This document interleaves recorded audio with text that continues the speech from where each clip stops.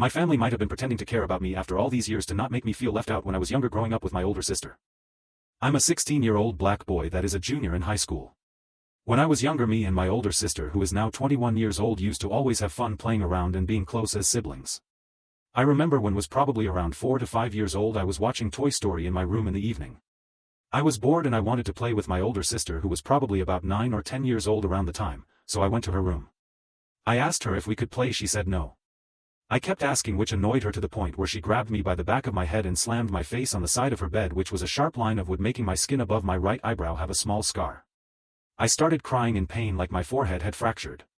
My mom ran from the living room saying what happened. I explained what occurred between me and my older sister, and my mom took me to the hospital to get stitches.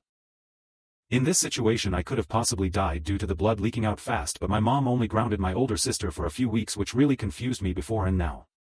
My older sister didn't have to slam my head like I was stranger trying to sexually assault her. I was just trying to connect like siblings should in families. My father and mother had a very complicated and unhealthy relationship that was full of verbal abuse and manipulation.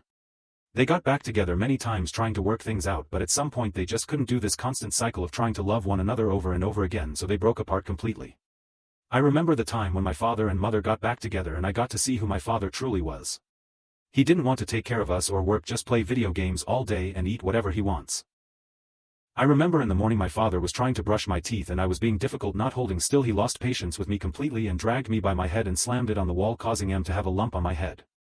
My mother looked over and started arguing with my father, saying, "Are you crazy? That's our son, how could you do that?" She might have said that, I'm not sure. The craziest part about this was my mother leaving me and my older sister with this narcissistic sociopath because she had to go to work.